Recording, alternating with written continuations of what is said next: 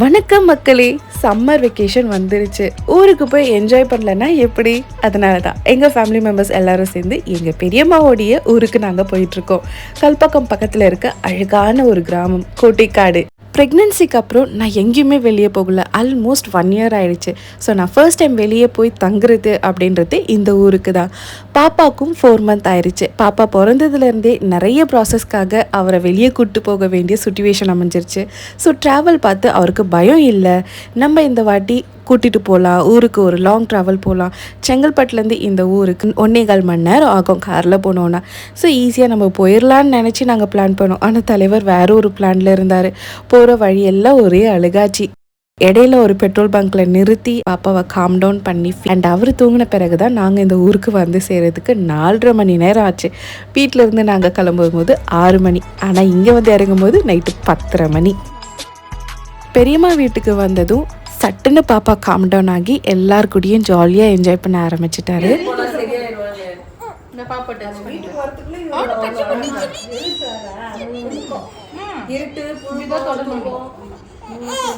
And டின்னருக்கு white rice, நண்டு gravy, மீன் குழம்பு அண்ட் மீன் ஃப்ரை பண்ணி வச்சுருந்தாங்க. தி நெக்ஸ்ட் டே மார்னிங் சூப்பரான ஒரு இயற்கை சூழல். இதை நான் பார்த்தே ரொம்ப நாள் ஆச்சுன்னு சொல்லணும். ஏன்னா பாப்பா பிறந்ததுக்கு அப்புறம் டே எது நைட் எதுனே தெரியாமல் எனக்கு போயிட்டு இருந்தது. ஸோ அப்படி இருக்கும்போது எனக்கு ஏர்லி மார்னிங் சன்ரைஸ் எல்லாம் பார்க்கும்போது செம்ம ஹாப்பி ஆகிடுச்சு.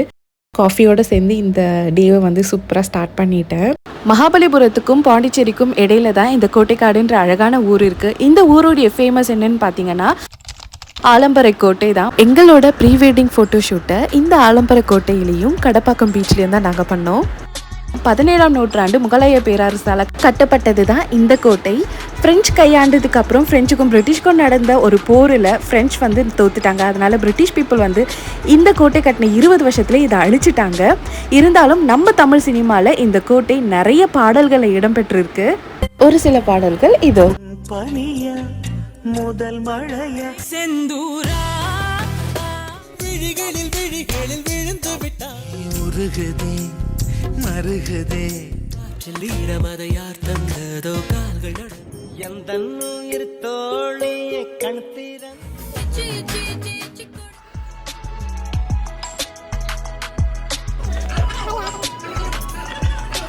பெரியம்மா வீட்டுக்கு பின்னாடி மாந்தோப்பு இருக்குது. அவங்க வீட்டை சுற்றி காம்பவுண்ட் இருக்காது, ஃபுல்லாக பனைமரம் தான் இருக்கும். அதை பார்க்குறதுக்கே ரொம்ப அழகாக இருக்கும், எஸ்பெஷலி சன்ரைஸ் அண்ட் சன்செட் டைமில். என்னோட அம்மா கூட பிறந்தவங்க 5 பேர், அம்மாவோட சேர்த்து 6 பெண்கள். இன்றைக்கி நாங்கள் வந்திருக்கிறது என்னோடய ஃபஸ்ட்டு பெரியம்மாவுடைய கெஸ்ட் ஹவுஸ்க்கு தான் வந்திருக்கோம். எல்லா வருஷமும் எல்லோரும் சேர்ந்து இங்கே வருவோம். என்னோட அம்மா சைடு பேர பிள்ளைங்க மட்டும் 13 பேர். நாங்கள் ஒவ்வொருத்தரும் ஒரு கண்ட்ரியில் செட்டில் ஆகிட்டோம். ஸோ ஒவ்வொரு வருஷமும் இந்தியாவுக்கு யாரெல்லாம் வெக்கேஷனுக்கு வராங்களோ அவங்க எல்லாரையும் அள்ளி போட்டுட்டு இந்த ஊருக்கு வர்றது எங்கள் குடும்பத்தோட வழக்கமாகவே மாறிடுச்சு. ஸோ இந்த வருஷம் ஸ்பெஷல் பர்சன் வந்து நான் தான். ஏன்னா நான் இங்கே வந்து 2022 எனக்கு மேரேஜ் ஆன புதுசில் கறி விருந்துக்காக இங்கே வந்திருந்தோம். அதோடு இப்போ என்னோடய பாப்பா கூட வந்தேன். ரொம்ப ஹாப்பியாக இருந்தது. ஏன்னா நான் இங்கே லாஸ்ட்டாக வந்தது ஹஸ்பண்ட் கூட தான். ஸோ அவர் கூட இருந்த அந்த ஹாப்பியான மெமரிஸ் எல்லாமே எனக்கு வந்து ஞாபகம் வந்துட்டு இருந்தது. அண்ட் தென் பாப்பா கூட வந்து கொஞ்சம் நேரம் டைம் ஸ்பெண்ட் பண்ணிட்டு இருந்தோம். அவங்க ரொம்ப செட்டப் பண்ண ஆரம்பிச்சு. எப்படி கற்றுது வர D D D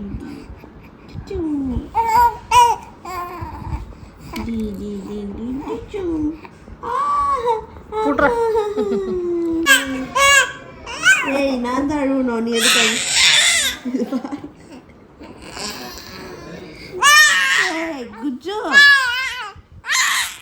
morning breakfast எல்லாம் முடிச்சுட்டு ஃபிஷ் வாங்கலாம்னு சொல்லிட்டு மார்க்கெட்டுக்கு போயிருந்தோம். இந்த மார்க்கெட்டில் நெத்திலி மீனும் வஞ்சரமும் வாங்கிட்டோம். இன்னும் கொஞ்சம் சீ ஃபுட்ஸ் எல்லாம் போய் வாங்கலாம்னு சொல்லிட்டு கடப்பாக்கம் மீன் மார்க்கெட்டுக்கு தான் நாங்கள் கிளம்பி போனோம். ஆன் த வேல பலாப்பழம், மாம்பழம்லாம் ஃப்ரெஷ்ஷாக தோட்டத்துலேருந்து கொண்டு வந்து விற்றுட்டு இருந்தாங்க. ஈவினிங் எல்லோரும் சாப்பிட்லாமேன்னு சொல்லிட்டு பெரியமாங்கெல்லாம் வாங்கிட்டு இருந்தாங்க. இந்த ஊருனாலே எனக்கு வந்து ஒரு ஸ்பெஷல் டு மை ஹார்ட்டுன்னு தான் சொல்வேன். ஏன்னா ஹோல் ஃபேமிலி கூட நம்ம சேர்ந்து இருக்கிறது வந்து ஒரு பியூட்டிஃபுல்லான மெமரிஸை தான் எனக்கு வந்து கொடுத்துருக்கு. இந்த கடப்பாக்கம் மார்க்கெட்டோடைய ரோட் எண்டில் தான் வந்து கடல் இருக்குது. எவ்ரிடே ஏர்லி மார்னிங் பார்த்திங்கன்னா மீன் நண்டு எல்லாமே வந்து ஏலத்தில் விடுவாங்க. ஃப்ரெஷ்ஷாக பிடிச்சிட்டு வந்து உடனே ஏலம் விட்டுருவாங்க. ஸோ நாங்கள் இங்கே வந்தாலே மோஸ்ட் ப்ராபப்ளி நாங்கள் வந்து ஏலத்தில் போய் தான் எடுப்போம். ஆனால் இந்த வாட்டி நாங்கள் மார்னிங் பிரேக்ஃபாஸ்ட்டை முடிச்சுட்டு கிளம்புறதுக்கே லேட் ஆயிடுச்சு. ஸோ மார்க்கெட்லேயே நம்ம வாங்கிக்கலாம் அப்படின்னு முடிவு பண்ணி தான் இங்கே மார்க்கெட்டுக்கு வந்தது.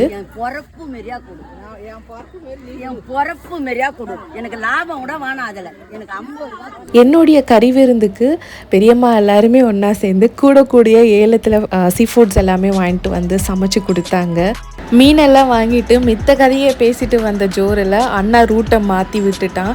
எங்கே இருக்கோன்னே தெரியல. 2 தெருவை தான் சுற்றி வந்துட்டு இருந்தான். அதே ஆலமரம் அதே கடப்பாக்கம் மீன் மார்க்கெட்டுன்னு போயிட்டே இருந்தான். கூகுள் மேப் போட்டு வீட்டுக்கு வந்தோம். 650 மீட்டர் போய் ரைட்டு போனோம். போ, நம்ம எங்க தப்பு பண்ணலாம்?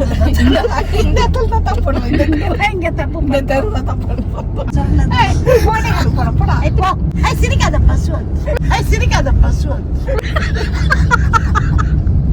பசு ஐயோ யாரும் நம்ம ஆட்டோ அப்படி போகுது. மார்க்கெட்ல இருந்து வந்ததும் வாங்கிட்டு அந்த மாம்பழத்தை எல்லாரும் சேர்ந்து அரங்கேற்றம் பண்ணி சாப்பிட்டுட்டு இருந்தோம். அண்ட் பெரியம்மா அத்தை எல்லாரும் சேர்ந்து மீன் எல்லாத்தையுமே க்ளீன் பண்ண என்னோட 3வது பெரியம்மா பவானி பெரியம்மா அவங்க தான் எல்லா குக்கிங்கும் வேகமாக பண்ணிட்டு இருந்தாங்க.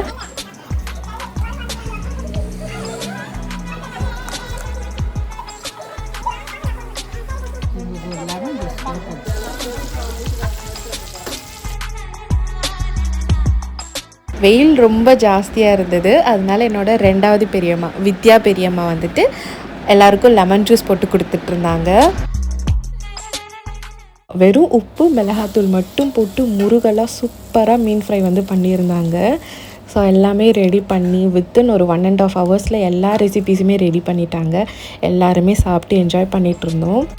இன்றைக்கி லஞ்ச் ஸ்பெஷல் சுட சுட ஒயிட் ரைஸ், வஞ்சிரம் மீன் வறுவல்,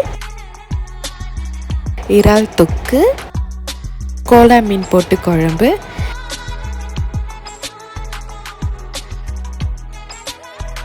நெத்திலி மீன் வறுவல்.